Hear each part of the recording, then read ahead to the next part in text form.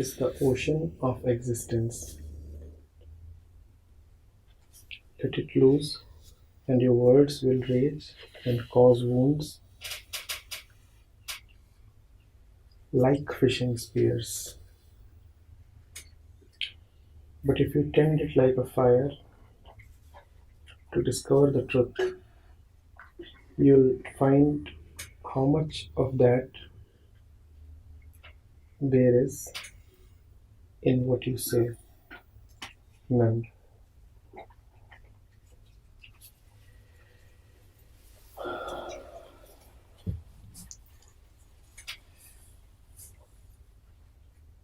Awareness is the ocean of existence.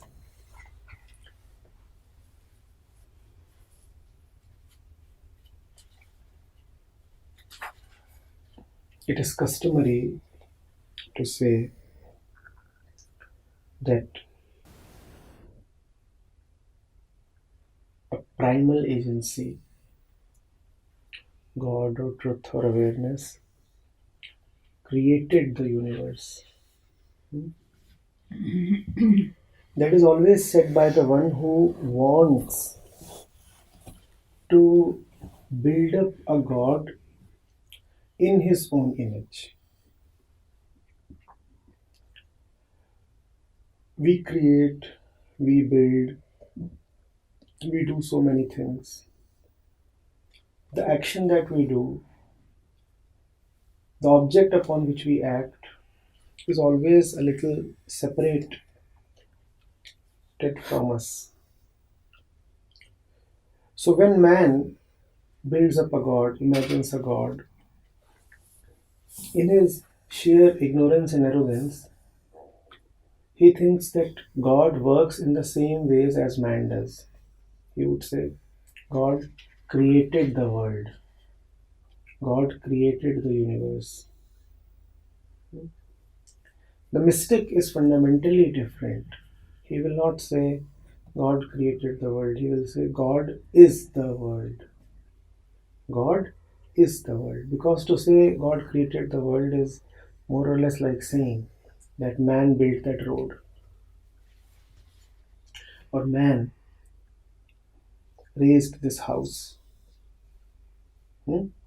This house is then the work of man. Similarly, we have been accustomed to say that the world is a work of God. That is not the way a mystic works, Allah works. She says, God is the world. Awareness is the ocean of existence. Awareness is the ocean of existence. Now what happens? Let it loose, and your words will rage and cause wounds like fishing spears.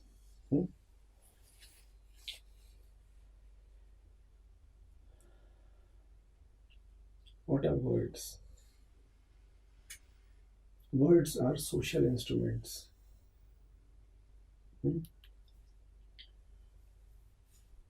We have words as a medium of transaction between mind and mind. All language is a social construction. You know what words do? Words come from the social mind and they maintain the social mind. Words may have a certain practical utility. If they have a certain practical utility, all that they convince you is that what you consider practical is all that there is. Words may please you. If they please you, they enhance the ego. Or words may hurt you. If they hurt you, they again enhance the ego. In the case of pleasure, one says, I got pleased. In the case of hurt, one says, I got hurt. Words always have a subject and an object. Words always come from somebody to somebody and help you, therefore, to maintain the assumption that you are somebody. Hmm? But then there are the words of Lalla. Of Lalla, huh? The poetess, the mystic. They do not help you remain yourself.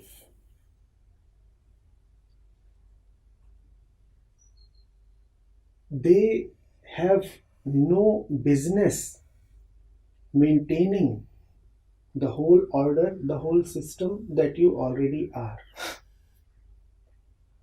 Apparently, they are words. Apparently, the whole language, the vocabulary, the construction is same as determined by the makers of the language, hmm, the society, the tradition, but only apparently. Really, Lalla's words are just like the dance of the one she worships, Shiva. They bring things to an end, they dissolve. That does not mean that they are agents of suffering, because suffering too is a continuation, just as pleasure is a continuation. Suffering inflates and maintains and continues the ego in exactly the same way as pleasure does. What Lalla gives you is not suffering, she gives you a mortal wound. Martel? A mortal wound, such a wound Doodsteek. that is Doodsteek. such a wound that is beyond suffering. To suffer, somebody has to be there. The words of Allah take even that somebody away. One is reminded of Rumi. He says, the wound is the place where the light enters you. The wound is the place where the light enters you. Hmm? Further, Rumi says that if you will be put off by every rub, how will you ever be polished? If you will be put off by every rub, how will you ever be polished? But a rub is such a small thing compared to what Allah does to you. If you must say that all that she offers you a rub, then it is such a strong rub that she rubs you into disappearance. Hmm? Look at her words. Let it loose, and your words will rage and cause wounds like fishing spears. Fishing spears, a spear right through your mind. A spear that does not leave your mind intact and alive to experience suffering. That does not mean that there is no pleasure in reading Lalla. That does not mean that all that you get in contact with a mystic or a Lalla is wounds and suffering. No, it is not that way. It is just that whatever you get when you are with a Lalla or a Kabir or a Hafiz or a Zen master is so that you ultimately disappear. Awareness is the ocean of existence. But the ocean of existence is joyful to you only if it is seen in awareness and as awareness. The world is wonderful only if it is seen as the world and as something beyond the world as well. Kabir used to be weaving cloth and singing his bhajans. Not only that, he would be using the very metaphor of cloth, the very climate of weaving, to talk of Ram. Even when he was engaged in a totally worldly activity and fully engaged, 100% committed, he was a weaver. He was earning his livelihood from weaving, from selling clothes. Even when he would be 100% immersed in weaving, in the clothes, yet there would be something of the beyond that he would be equally immersed in. And there is no contradiction between these two, none at all. It is not an either or situation. In the ocean of existence, you could fully belong to existence and be fully aware. In fact, these two are not only not contradictory, but actually these two are one. You can fully belong to existence only if you first fully belong to God, the awareness. Yes? She says, firstly, how it is, and then she says, what happens when it goes back to its original nature. The journey back is one of dissolution. It appears to hurt. You feel afraid. You feel afraid because whatever you have thought of yourself for so long seems to be about to get lost. The whole thing hurts you like a fishing spear. A fishing spear, as we said, right through the core of your mind. There is nobody who terrorizes you more than a guru. And if a guru is a guru, really, at some point you would feel mortally afraid of him. You'll feel like running away. And if that never happens, then you must know that you are not talking to Allah.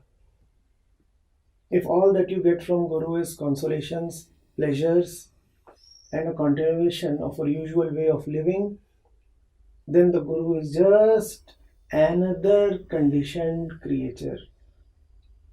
His interactions with you will not take you beyond yourself. Hmm? Mm-hmm. Do you get this? That, however, does not mean that carrying a fishing spear and poking people with it and hurting people with it qualifies one to be called a teacher.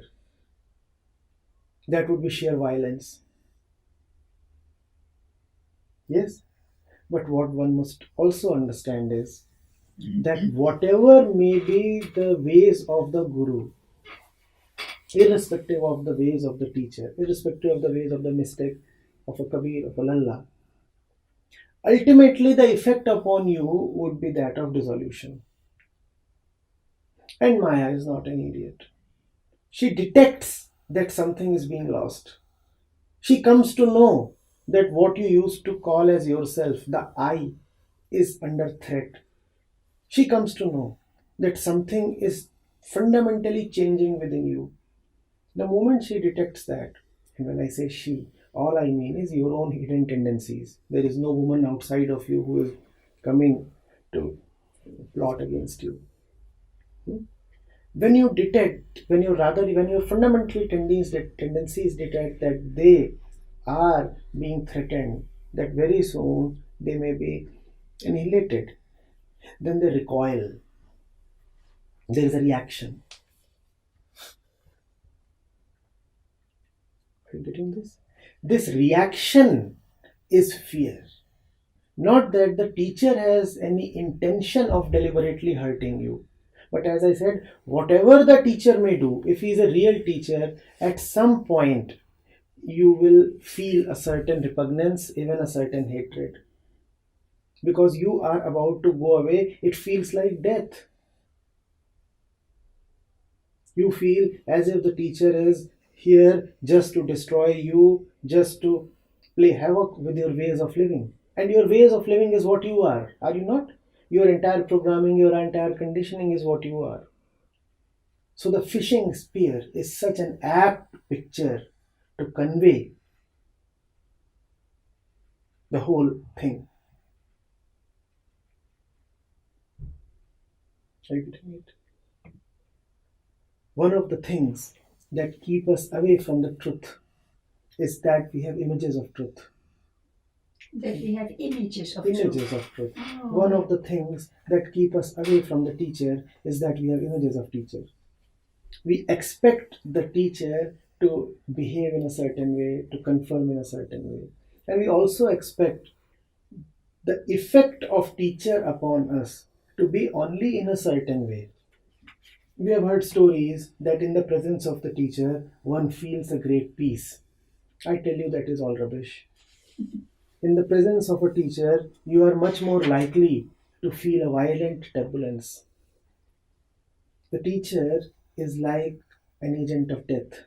You know Shiva, right? You also know his Pralaya Mudra. You know the dance of destruction, Tandav.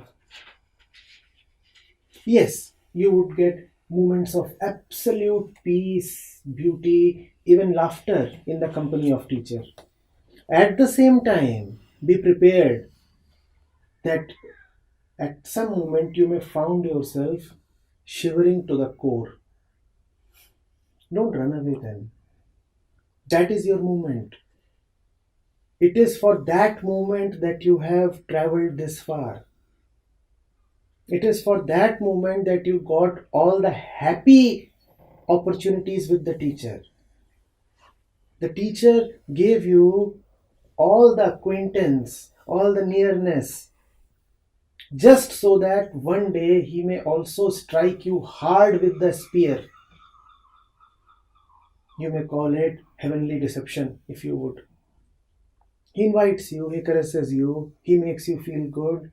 He almost appears like a sweet daddy, somebody who is carrying candies and honey with him. And you feel betrayed when you discover that his effect upon you is that you are passing away, that you are no more the same. Then you suddenly get alerted. You recoil. You feel like rebelling. You feel like saying, but this is not what I wanted from you. Is the teacher there to fulfill your expectations? Is he there to live up to your image of the teacher? If that be so, then there are many others. Are you getting this? Don't you ever wonder why Kabir talks of death so often? And why he says that there is great pleasure in dying? Why Rumi must talk of the wound that we mentioned just a while back? Are you getting this? It is because being with the teacher is parallelly both the bliss of living and the agony of dying. You come alive, but not in the way you have known life so far.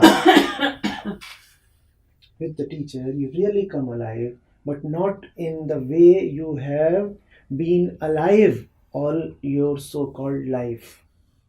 This coming alive has a certain new quality to it. And because it is new, hence the old must go away.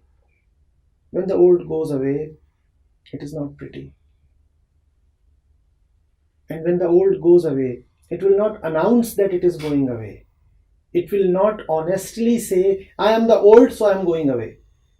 What will the disappearance of the old look like? This is an important thing. Please go into this. The disappearance of the old will always look like the loss of something important. The old will not say that I am creaky and useless and junk, so I am going away. The old will say, I am important and valuable, and I am that which gives sustenance to you, and if I am going away, then you are going away. If I am going away, then it is your death. That is what the old will tell. Are you getting this? The old, the conditioning, the programming is not going to come to you and honestly say that, listen, I was your burden and I'm going away now. It will say, listen, I was your sustenance, I was your breath, I was your intelligence. And if I'm going away, then you know what is going to happen to you. You will be afraid. But don't be taken in.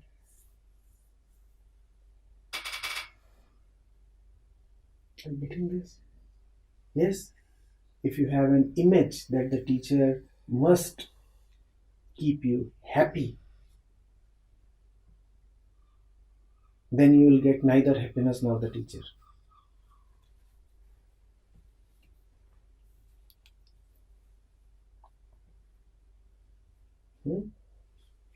The fishing spear, don't forget that. The wound, don't forget that. Lalla is here with these words, not without a reason. Yes? But if you tend it like a fire to discover the truth, by it she means awareness. But if you tend it like a fire to discover the truth, you will find how much of that there is in what you say. And then to just make matters explicit, beyond ambiguity, she says none. Because if she doesn't say none, it's likely that you may say yes, yes. What Lalla means is that there is a lot of truth in what I say. So she formally makes it clear. The last word is none. But if you tend it, awareness, but if you tend awareness like a fire to discover the truth, you'll find how much of that there is in what you say. None. You use the same awareness that lies fundamentally at the root of this world, that lies fundamentally as the juice of this world, that lies fundamentally as the very essence of this world, the fragrance of this world. To look deeply at yourself. You use your own honesty to look clearly at yourself. You can call awareness nothing but your own deep inner honesty. If you use that honesty to look at yourself, all that you will find is that all that you have been calling as existence is not at all what you have called it to be, thought it to be. There is hardly any truth in your ways. But that will be apparent only if you first tend truth like one tends a fire. Another image of destruction. Fire. Something that burns down whatever stands. The all-consuming great fire, that is awareness. Awareness, when it dances, first of all, it burns down the very world that stands upon it. It's a peculiar thing. On one hand, the world is an expression of God. On the other hand, when you are in God, then you do not see any world. The world has burnt down. All that you see is God.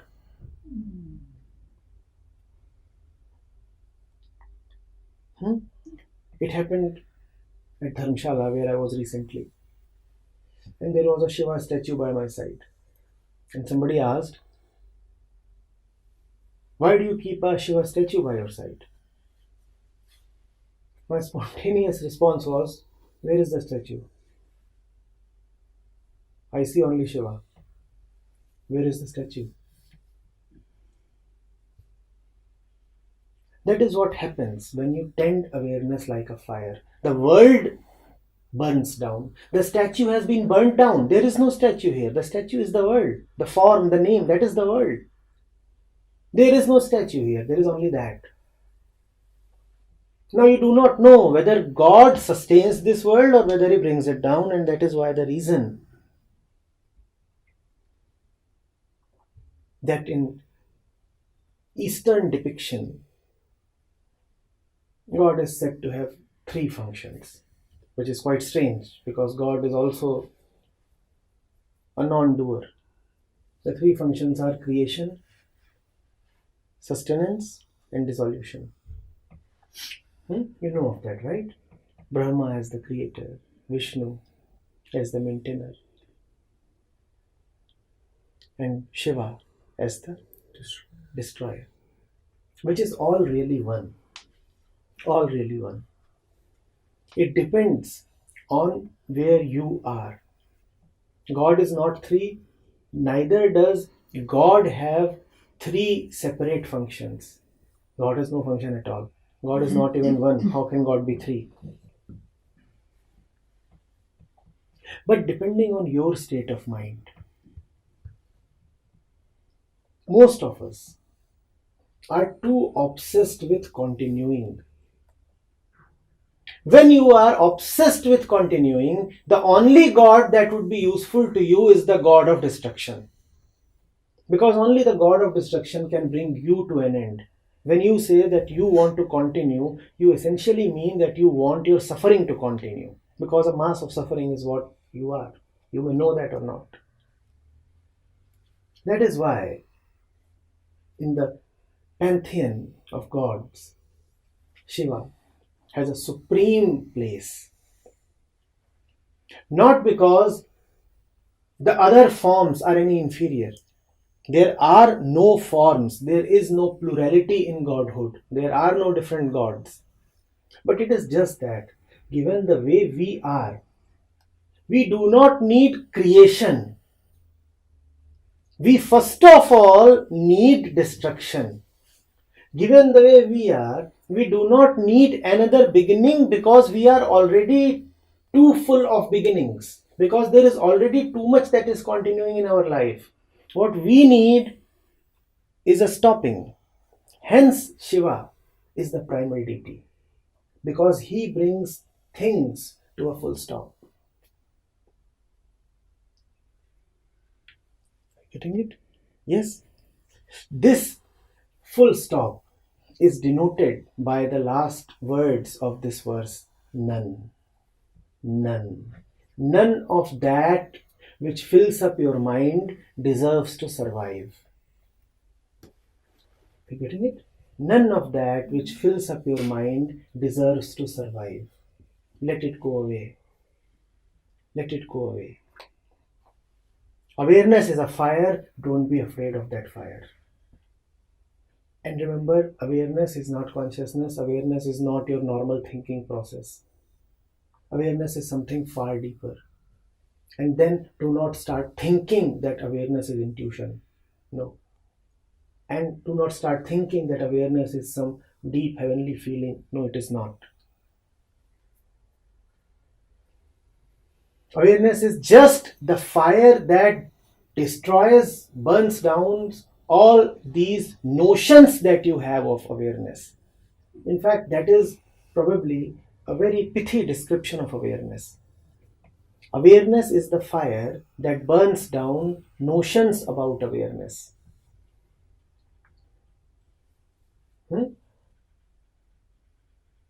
Yes? God is the one who redeems you of your various gods. God is the one who redeems you from your various gods. Yes?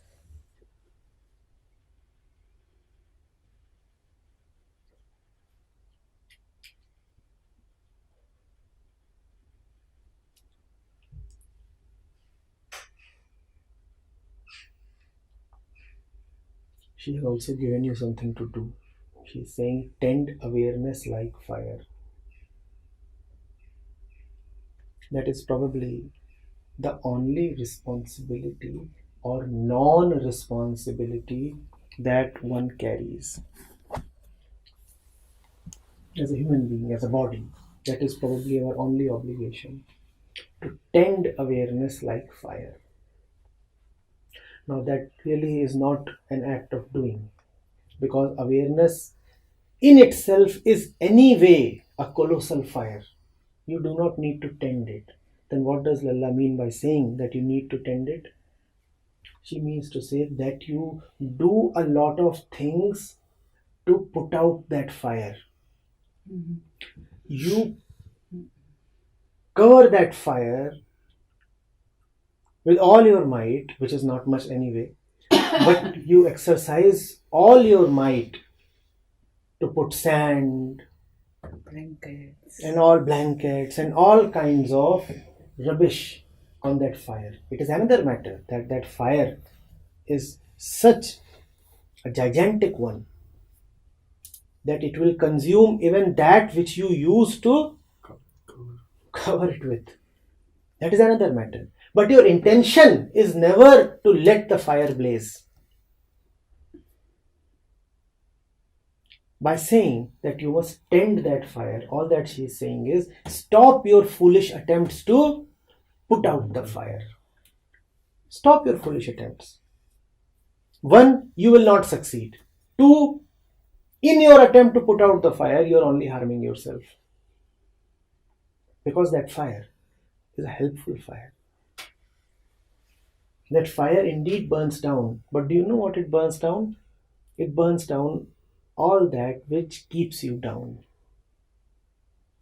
It burns down, it melts down your fetters, your chains.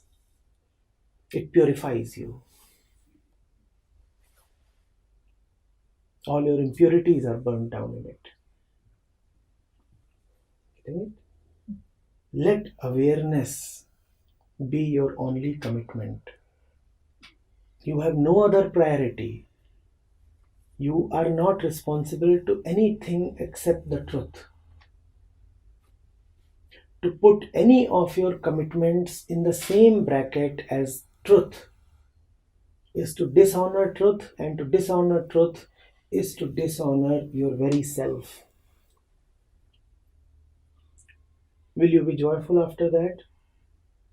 Let truth be your only priority. I'm fond of saying, let the first be first. And when the first is first, it determines the rest. When truth is your first priority, the truth will determine all of your other priorities. So you need not be worried about the others. The others will be taken care of by the first. You just take care of one. The one will take care of everybody else and everything else. Is that not very easy then? Does it not simplify things greatly? Now I don't have a long to-do list. My to-do list always has just one item. What? Awareness. Tend the fire. Or simply write truth. Or if you want to be even more exact, then don't write anything. But we are creatures of expression. We will write something. So just write truth. That's all. That's all.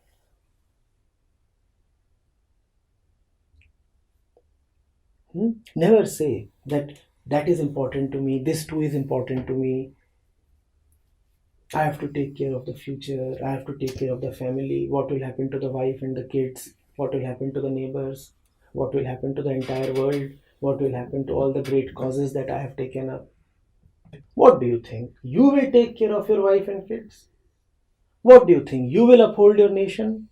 What do you think? You are the one through which all those great causes will be served?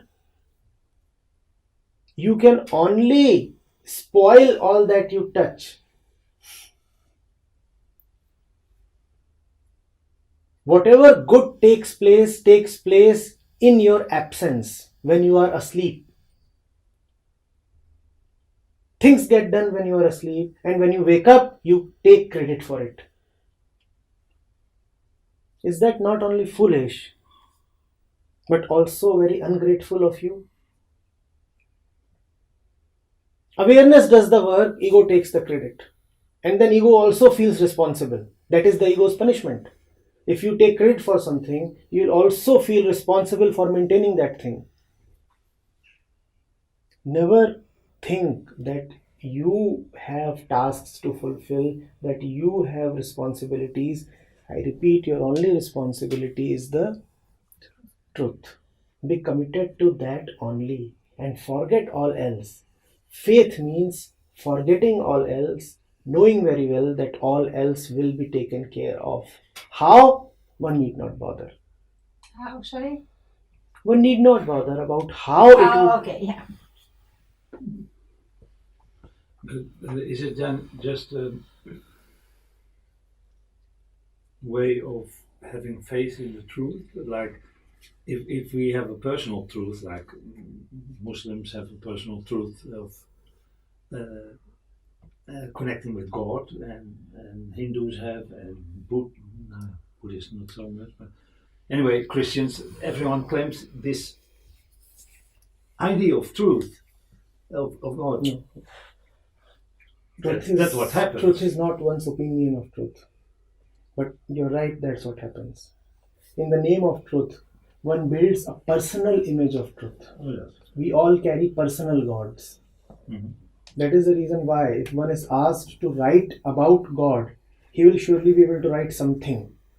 Because you always have an idea of God and you can express that idea. It is not about having faith in truth. Not about. Okay. It is about just having faith. Because if you say I have faith in truth, that means the truth is something. Then you will say the truth means this and you will write a statement. Then you will say the truth looks like this and you will build an idol. Then you will say the truth has said this and you will write a book. The truth is not your opinions. The truth, in fact, if you have an opinion, rest assured it is not the truth. The moment you open your mouth to say anything affirmative about truth, you have already missed the truth. Mm-hmm. The most that you can say about truth is neti neti. It is not this. And even in saying this, you have probably exceeded your limits. So the best expression is silence. But if you must say, then as the Upanishads say, just say neti neti. It is not this. Exactly, It is that's not what I say, this. neti. It is not this. Don't go beyond that. Mm-hmm. Because if you go beyond that, this imaginative mind will only come up with very fancy stories. Mm-hmm. It will raise a god robed in white, a heaven, fairies, angels, demons, rivers of milk, fountains of honey, and you know the rest of it. Virgins waiting for you to arrive and deflower them. What else? I don't know. And all that you then go get is suicide bombers, hoping for the virgins. My brother and my the man of my sister says always, I wonder if there are still enough virgins available Yes, now of course. after all this bombings. Yes. Or they have very good surgeons there. Who maintain the virginity even after.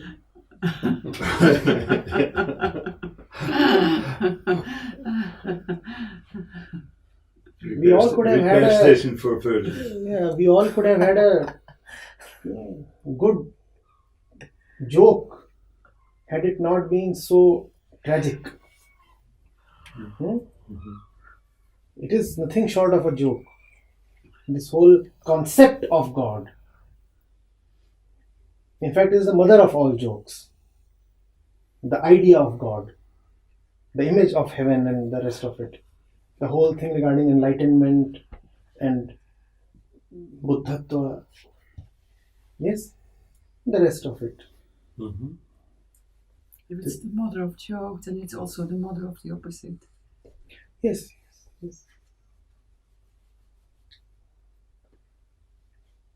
I refrain from joking about these things because so much of our suffering comes just because of the fundamental mistake, the idea of God. And a joke reinforces that? I don't know, I just don't feel like joking about it, though it is a big joke. No, but it's a very serious, heavy joke that inflicts so much injury and that you hardly can joke about You know, it. every single belief that we carry stems from the mother belief, which is God. All the separation and conflict that we see in this world arises from the first mistake that man made, and that mistake was God. Man said, God is. And the moment you say God is, you have created a distance and a limited God. Distance between You and God. the subject and Yes. the you. Yes, subject. yes. So from that mother mistake, man has been committing blunder after blunder. One does not feel like laughing at it. Mhm. Even while knowing that it is the Ultimate most joke. hilarious joke possible. Yeah, ultimate joke. If today man and wife can't be together, neighbor and neighbor can't be together, nation and nation can't be together, man and deer can't be together, man and river can't be together, the reason is this: God.